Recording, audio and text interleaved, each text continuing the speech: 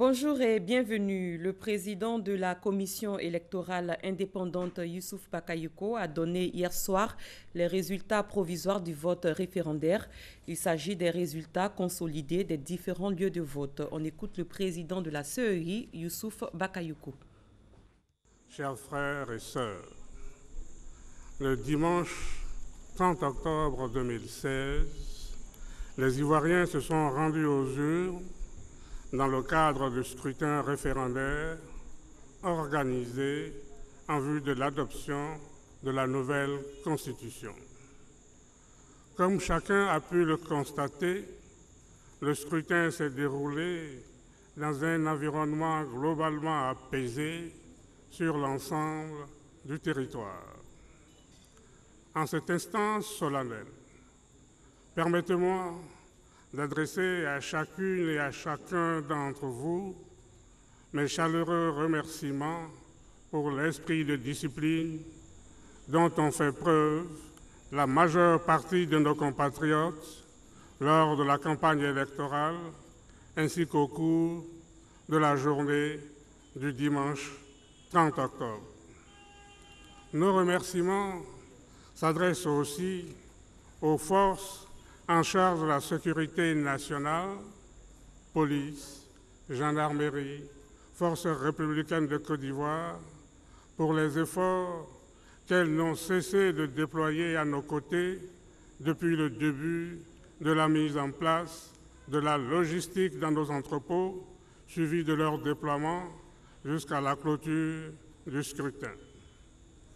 Tout en exprimant ces vifs regrets pour quelques malheureux actes de vandalisme relevés dans certaines localités, la Commission électorale indépendante tient à saluer l'appui des forces de sécurité qui ont fait preuve d'une grande maîtrise, laquelle a permis de préserver l'essentiel et surtout de sauver les vies humaines.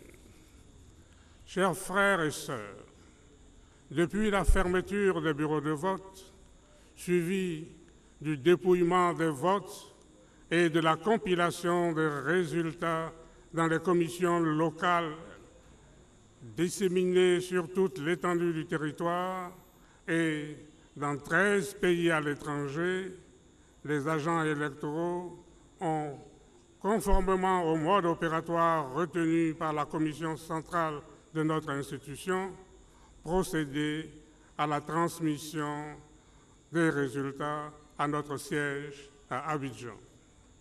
C'est ainsi qu'après la consolidation et la vérification de ceux-ci, je suis à présent en mesure de vous livrer les résultats recueillis.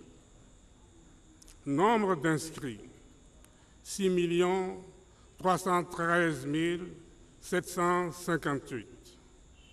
Nombre de votants, 2 678 601. Suffrages exprimés, 2 655 001. Nombre de bulletins nuls, 15 234. Nombre de bulletins blancs, 8 366. Taux de participation, 42,42%. Pour le oui, 2 480 287 voix, soit 93,42%. Pour le non, 174 714 voix, soit 6,58%. La Commission électorale indépendante s'emploie à transmettre au Conseil constitutionnel l'ensemble des procès-verbaux de dépouillement des votes accompagnés des pièces justificatives à mesure de leur arrivée au siège de l'institution. Il appartient, conformément à la loi, à cette juridiction de proclamer les résultats définitifs du scrutin. c'est le lieu d'indiquer que pour le présent scrutin, sur les 19 pays où nos compatriotes de la diaspora figurent sur la liste électorale, la Commission électorale indépendante n'en a retenu que 13 en raison de l'importance relative de notre population électorale dans ces pays. Ainsi donc, le nombre d'électeurs qui s'est trouvé concerné par l'actuel scrutin a été de 6 313 758 au lieu de 6 318 311 actuellement inscrits sur la liste électorale. Chers frères et sœurs, exactement un an après l'élection présidentielle d'octobre 2015, la tenue de ce référendum, dans des conditions globalement apaisées, vient témoigner, s'il en était besoin, de notre volonté commune de vivre ensemble dans une nation forte, pacifique et stable. Au terme de ce processus, la Commission électorale indépendante voudrait par ma voix adresser son infinie gratitude au gouvernement, au corps préfectoral, ainsi qu'à tous nos partenaires dont elle a bénéficié de l'appui au cours de l'organisation de ce scrutin. Elle félicite aussi tous nos compatriotes pour leur comportement responsable. Je vous remercie. Le président de la Commission électorale indépendante, CEI, Youssouf Bakayoko, vient de donner les résultats consolidés des différents lieux de vote. 93,42% pour le oui, 6,58% pour le non, avec un taux de participation de 42,42%. Après la Toussaint, les chrétiens se réunissent à nouveau aujourd'hui 2 novembre pour célébrer la fête des morts. Il s'agit de la commémoration des fidèles défunts. Ce jour est traditionnellement consacré à une visite familiale au cimetière et à l'entretien des tombes. Le bac d'Abradinou, village situé en bordure de la Comoé, dans le département de Bétié, n'est plus fonctionnel. Il a cédé sous le poids d'un camion de 10 tonnes. Les préjudices sont lourds. Mamadou Kwasi revient sur cet accident. C'est une population d'Abradinou complètement désemparée qui a appris ce vendredi 28 octobre la panne de son bac. À l'origine, un camion de 10 tonnes d'une société de travaux publics dont le bac n'a pu supporter le poids et qui a terminé dans le fleuve. Le bac, on prend des risques. Et avant-hier, on a eu au moins un véhicule qui est tombé dans l'eau. Le chauffeur a failli mourir. Si on gagne le pot aujourd'hui, on est content et vous aussi, ça vous arrête. Vous êtes venu à véhicule. Regardez aujourd'hui, le véhicule est resté derrière. S'il y avait un pont, vous allez passer. Lorsqu'il montait, il y a une fausse montée. Donc on a accosté pour qu'il puisse bien redresser. C'est en redressant qu'il y a eu naufrage. Il faut changer rapidement les matériels gâtés. On a un problème de poulies. Il y a 2 poulies qui attrapent le bac. Pour ne pas que le courant d'eau emporte le bac. Il y a un qui fonctionne et l'autre qui ne fonctionne pas. Donc on fait avec. Quand l'eau monte, on doit arrêter le bac, même puisqu'il y a un dispensaire. Il y a l'ambulance qui est là. Aujourd'hui, le camion de 10 tonnes et une moto séjournent encore dans les profondeurs de la Comoé. Distant de plus de 300 km d'Abidjan en passant par Bengourou, ce sont 160 km qu'il faut parcourir pour atteindre Abradinou et 193 km pour Bétié en passant par Yakassé à Tobrou, soit 150 km en moins. Autant dire que ce bac est plus qu'utile en attendant mieux.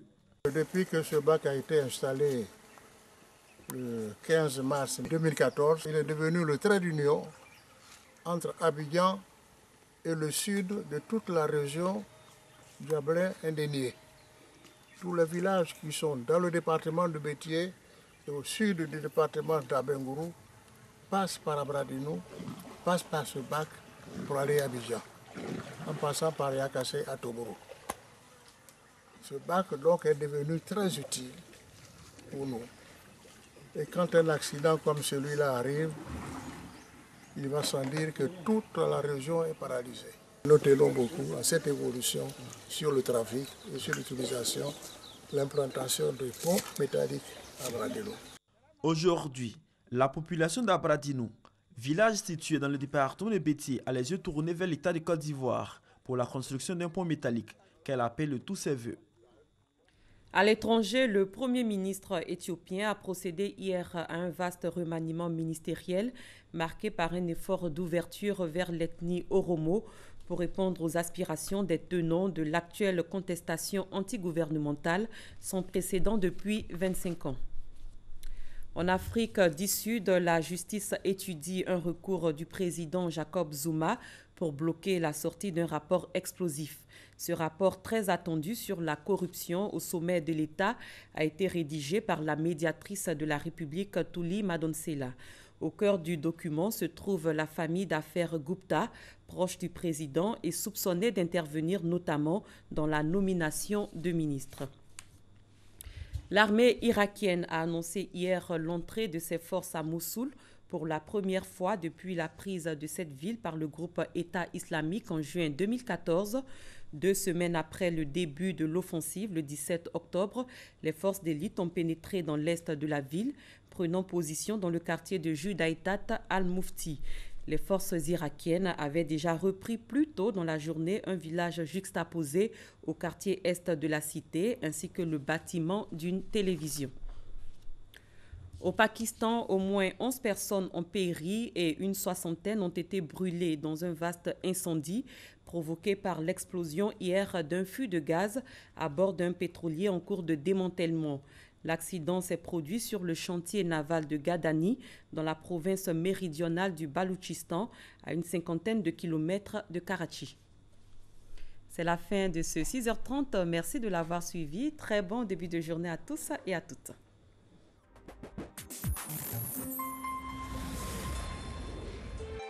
RTI 1, la chaîne qui rassemble.